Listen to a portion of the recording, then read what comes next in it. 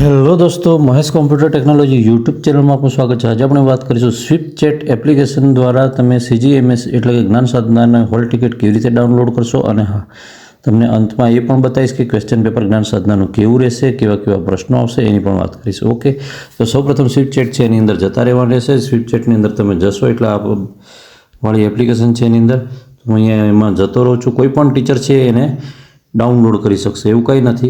એની અંદર તમારે hall ticket છે કોઈ પણ, એમાં આ CET વાળું જે બટન છે સૌથી ઉપર દેખાય છે આ વાળું, એની પર ક્લિક કરવાનું રહેશે અને એને હું ક્લિક કરીશ અત્યારે એટલે ખુલી જશે એટલે અહીંયા ફરી પાછો ગમે તે છે આપણે હોમ મેનુની અંદર જતા રહેવાનું રહેશે। તમે જે રીતે અંદરથી ડાઉનલોડ થયા હતા એ રીતે તમને પછી તમારે એની અંદરથી જવાનું રહેશે વિદ્યાર્થીને હોલ ટિકિટ ડાઉનલોડ કરવાવાળું બટન છે એની પર જવાનું રહેશે। પછી તમને ધોરણ પૂછશે અને ધોરણ છે એ 8મું ધોરણ હશે એની અંદર તમારે જવાનું રહેશે।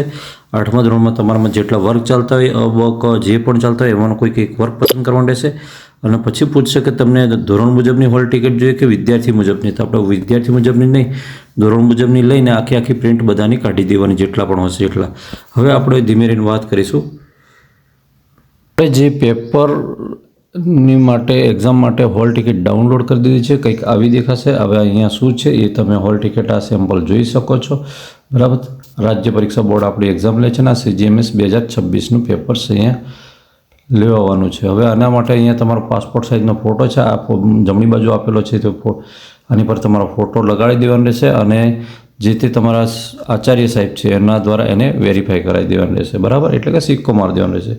અહીંયા તમારો 18 આંકડાનો નંબર હશે, બરાબર, એ જ બરાબર ચેક કરી લેવાનું છે। તમારું પૂરેપૂરું નામ અહીંયા ઓનલાઈનમાં હતું એ પ્રમાણે છે।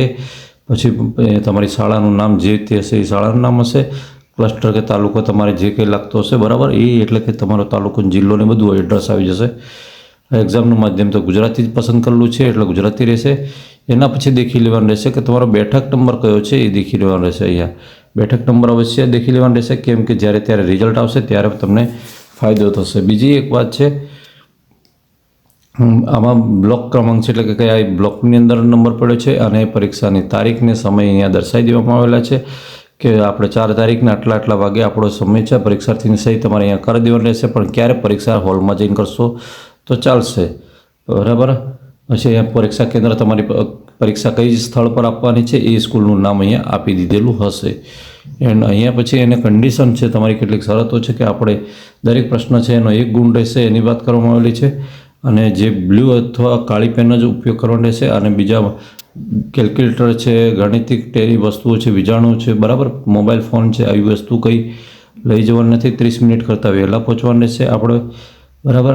અને હોલ ટિકિટ પર વિદ્યાર્થીનો આચાર્યના સહી સિક્કા કરાવી લો જોઈશે, આપણે હમણાં વાત કરી એ પ્રમાણે, બરાબર।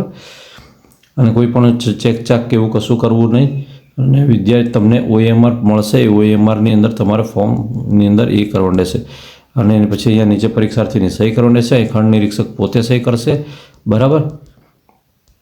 હવે આ વાત આવે છે કે તમારું પેપર કેવું હશે, બરાબર। તો પેપર તમે જરા જોઈ લો। તો ગઈ વખતનું પેપર કંઈક આવું હતું, આ CGMS 2025નું લેવાયેલું છે। હવે આ પેપર છે એની અંદર તમે દેખો ઇઝી પ્રશ્નો પૂછે છે, એટલા બધા અઘરા નથી પૂછતા। દાખલા તરીકે અહીંયા ઘડિયાળ છે તો ઘડિયાળ તો સમય દેખવા માટે કામ લાગે છે અને થર્મોમીટર છે તો શાના માટે કામ લાગે છે, જે આપણે થર્મોમીટર તાપમાન કે જેના માટે કામ લાગે એ, બરાબર। ગરમી માટે કામ નથી લાગતું, બરાબર। તો નોર્થ દિલ્હી બાજુ આવેલું છે તો ઈસ્ટ બાજુ કયું આવેલું છે તો આપણે એ અહીંયા દર્શાવી દેવાનું છે। સોમનાથ તો ગુજરાતની અંદર છે, મહાકાલેશ્વર તો ક્યાં છે એ દર્શાવવાનું છે। આ પ્રકારના જીકેના ક્વેશ્ચનો આની અંદર બેઝિક આવશે। પછી આ મેથ્સના પ્રશ્નો છે, બરાબર, આ શ્રેણીનો ક્વેશ્ચન છે। આવા કુલ તમારે દેખવા જઈએ તો આ બધા પ્રશ્નો છે, જે પ્રશ્નો છે હું તમને પછી આ 71નો વર્ગ દેખો, વર્ગ બી પૂછ્યો છે, બરાબર। 71નો વર્ગ કેટલા થાય એ આપણે વર્ગની શોર્ટકટ રીત આવડતી હોય તો તમે એનો વર્ગને ઇઝીથી જવાબ આપી શકો છો, બરાબર। આપણે કુલ પ્રશ્નોની સંખ્યા કેટલી છે તમે અહીંયા જોઈ શકો છો। તો આપણા પ્રશ્નોની સંખ્યા અહીંયા દેખવા જઈએ તો કુલ 120 પ્રશ્નો છે ને 120 પ્રશ્નોના જવાબ દેવાના રહેશે, બરાબર। રાજ્યસભાના સભ્ય થવા માટેની ઉંમર છે, બરાબર। આ પ્રશ્ન આપણે રાજ્યસભાવાળો ધોરણ 9ની અંદર આવી જાય છે, બરાબર। હા, 8માં પણ છે SS માં, એટલે કે આ વસ્તુ તમે તૈયાર કરેલી છે તો તમે એના યોગ્ય જવાબ આપી શકશો। આમાં નેગેટિવ જેવું કશું નથી। અને હા, આ જે પેપર છે એની PDF જોઈતી હોય તો ડિસ્ક્રિપ્શનમાં આપી દઈશ, ત્યાંથી ડાઉનલોડ કરીને મેળવીને તમે તૈયારી કરી શકો છો।